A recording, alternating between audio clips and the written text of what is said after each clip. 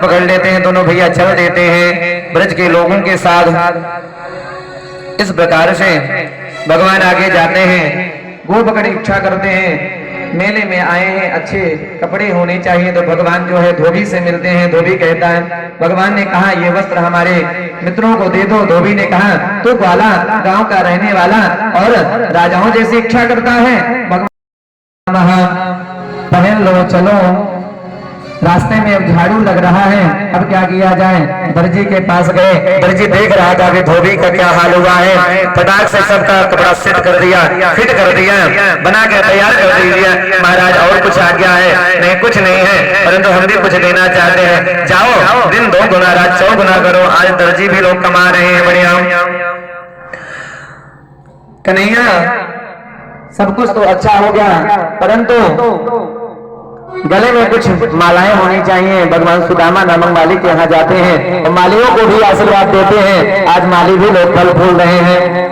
इस प्रकार से कन्हैया एक चीज और बाकी रह गया है, चंदन की अभिलाषा है। चंदन मस्तक पर, ब्रजवासी के मस्तक पर चंदन न रहे तो सदव्रत है, चंदन लगा लिया जाए। इतने मुकुंद स्पर्शनात् सद्यो बभूव प्रमदोत्तम। कुब्जा से चंदन मांगते हैं, सुनती हो सुंदरी। इस प्रकार से जब वाक्य सुना चौंक रह गई, अचानक से भगवान को देखा, मोहित हो गई। इतने सुंदर नन्हे नन्हे बालक हैं, चंदन अपने आप दे दिया। प्रभु ने सब मिलकर लगाए, अपने हाथ से प्रभु को लगाया उन्होंने।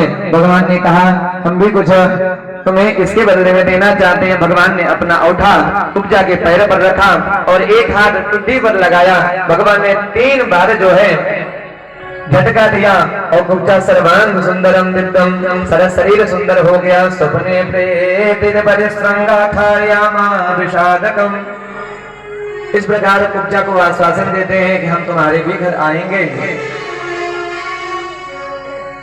अब इधर आ गया कंस की बारी, दूसरा दिन होता है। भगवान चल पड़ते हैं धनुष की तरफ, जहाँ धनुष रखा रहता है।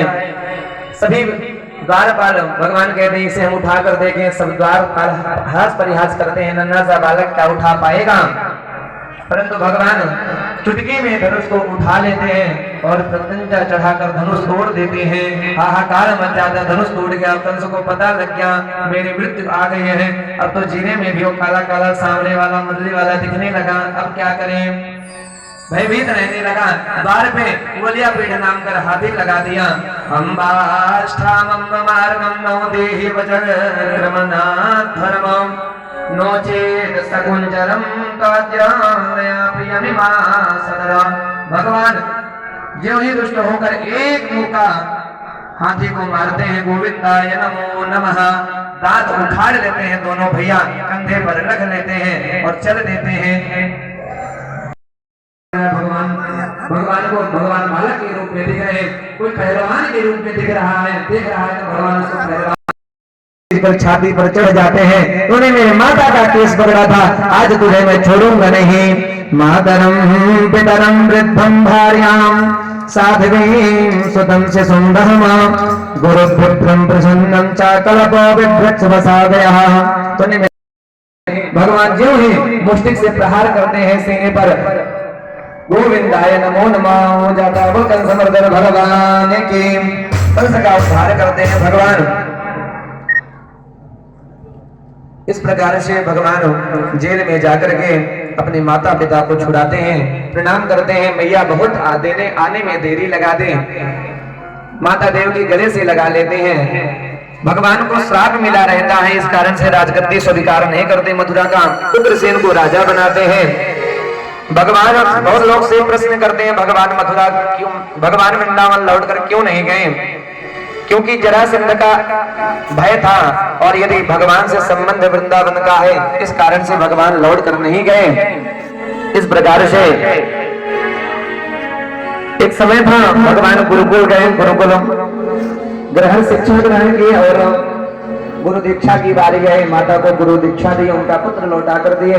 वापस आए भगवान 14 वर्ष की अवस्था में, तब गुरुकुल में जरासंध से युद्ध होता है भगवान का। 18वीं बारी युद्ध होने वाला रहता है। जरासंध कहता है ब्राह्मणों मेरे लिए यज्ञ करो, यदि अब की हार गया तो तुम्हारी मृत्यु निश्चित है। अब ब्राह्मण भय से व्याकुल हो जाते हैं और यदि जीत गया तो तुम्हें अथाह धन देंगे। अब ब्राह्मण लोग बैठकर प्रभु से करुण क्रंदन करते हैं, प्रभु हमारा प्राण आपके हाथों में, हार जाइए। भगवान ब्राह्मणों की लाज रखने के लिए इस बार रणछोड़ बन जाते हैं। भगवान विश्वकर्मा को आदेश देते हैं द्वारिकापुरी बसाने के लिए। भगवान पहाड़ के दूसरी तरफ से उतर करके समुद्र के मार्ग से द्वारिकापुरी में जाकर निवास करते हैं। अब भगवान द्वारिकाधीश बन गए हैं। भगवान 25 वर्ष की अवस्था में द्वारिकाधीश बन गए भगवान। बोल द्वारिकाधीश भगवान की। समय बीतता गया कालांतर में और आज ऐसा समय आया कि राजा देखते देखते भगवान 25 वर्ष के हो गए और भगवान के अब विवाह का समय आ गया। राजन अम्बलावर्णनम देवा धारयामास मे कथम गृहं मदीनाना भगवद्धर्म भवे मखा अहम सुतवरो राजा भगवन मिष्ट निर्जगाम। भगवान कह रहे हैं, सुखदेव भगवान कह रहे हैं प्रभु एक बार की बात है। सुखदेव जी ने कहा राजन भगवान के विवाह का प्रथम विवाह का प्रसंग आप ध्यान पूर्वक सुनिएगा। राजा शीर भीष्म को नाम विदर्भाधिपतिर् महान तस्य पंचा भवन पुत्राः कन्यका वरचा वरावृताम्। भीष्मक नाम के एक राजा थे, कुंदनपुर में वो राज्य करते थे।